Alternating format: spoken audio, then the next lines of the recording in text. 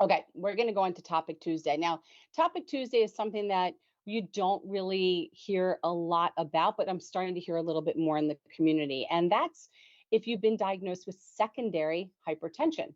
So interesting, according to Librate, in the article titled Secondary Hypertension in Depth, which was written by Dr.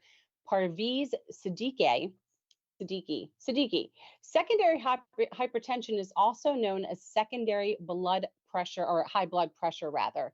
This is the condition where blood pressure rises as an effect of other medical conditions. So it's not typically because, let's say, you have hardening of arteries or plaque.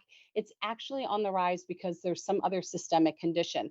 So the condition can be related to the endocrine system, kidneys, or some other cardiac issues. Secondary hypertension can also happen during pregnancy. So we do know that we see that when people have preeclampsia, blood pressures can rise as high as, I don't know, 212 over 115, I think is what mine was.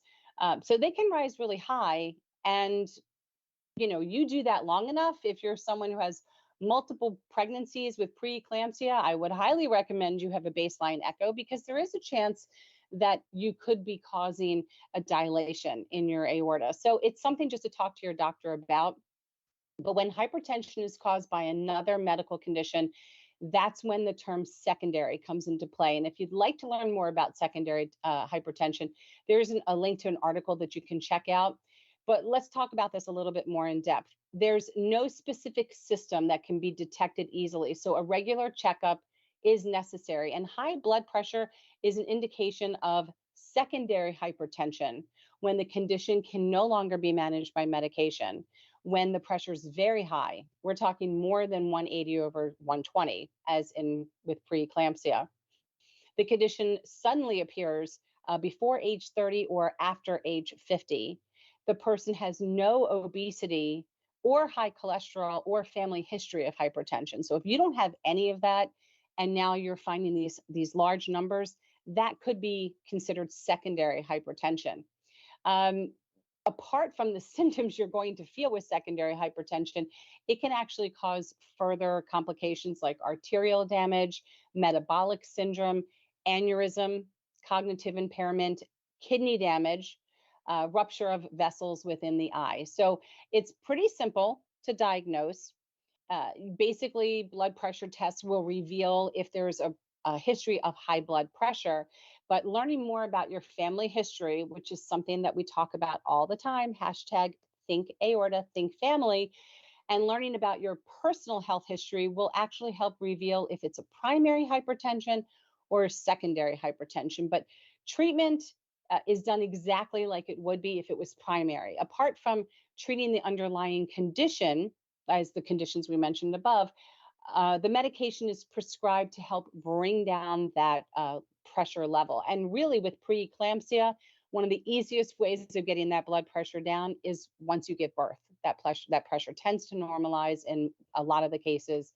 But lifestyle changes, obviously, if you're smoking, you don't want to smoke. If you're drinking a lot of alcohol, you kind of want to limit that alcohol consumption, and you want to have more of a balanced diet with less sodium in your diet. So, and exercise. Everybody talks about these same lifestyle changes that you want to implement. But this is something that we don't really talk a lot about in the community, although I hear a lot of people describing what sounds like secondary hypertension, because I'll hear people talk about the blood vessels in their eyes, or talk about issues, let's say, with their kidneys, and talk about the inability to control their blood pressure.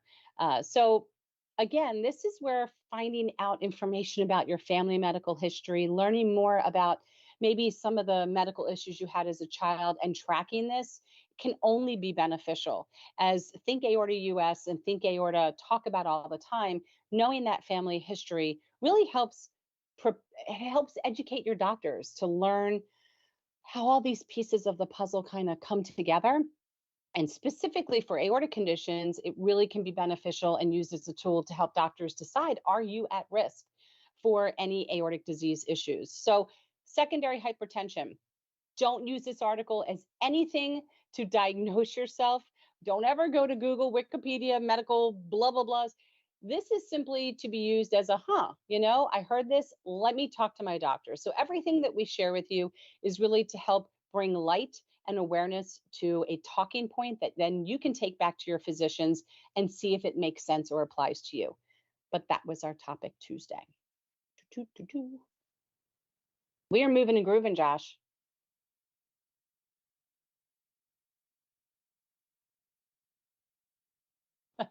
Oh, did Ryan forget? Well, let me remind everybody, when you watched Ryan, before, during, after, like and subscribe, because then you get to hear all these wonderful things, because I'm hoping Ryan will become somewhat of a regular for us and share lots of education. I mean, we just went through Marfan.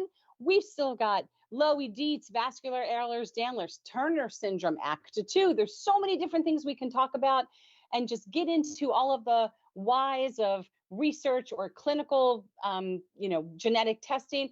We've got enough that we can fill a year with Ryan, but every time you watch him, you want to click like and subscribe and hit the bell so you're notified when he's live with us so you can chit chat with him and ask him questions. How's that? Covered the bases. It's hard to remember all these things. It's hard.